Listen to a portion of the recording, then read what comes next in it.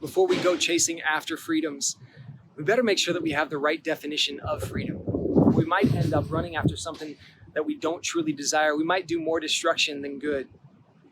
You know, it seems like in our modern world today, not just amongst the youth and not just in the United States of America, but in the modern world, on all people, it seems like there's a common definition of freedom that says that we have the right to do whatever we want. And if that's our definition of freedom, it's fundamentally false. It's fundamentally harmful, right? Because why? Because no one has the right to do whatever they want. In fact, that's why laws exist, to protect us from those who believe that they have the right to do whatever they want. Whenever we say we have the right to do whatever we want, we're probably chasing after our own pleasure in a selfish way.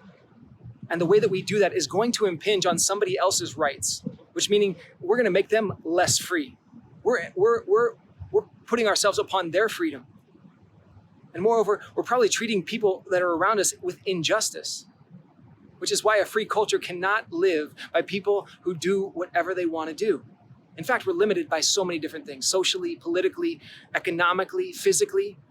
You know, when I was young, I wanted the right to be an NBA player. That was my desire. That is exactly what I wanted to do with my life. That was my dream. But I'm not less free because I wasn't able to do that. I just had the wrong definition of freedom.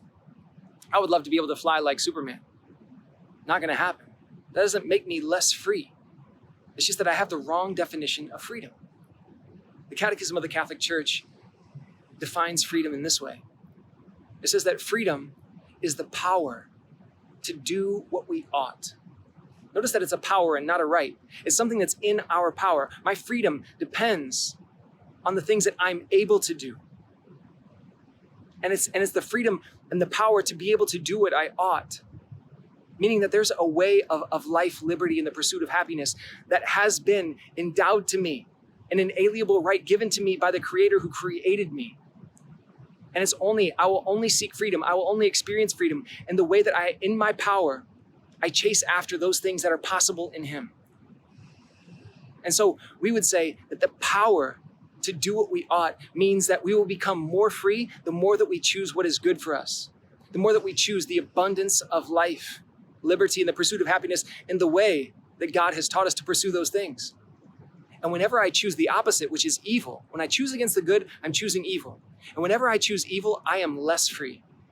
I am less free to experience the abundance of life. I'm less free to experience liberty and freedom. I'm less free to experience the pursuit of happiness and actually experience happiness itself.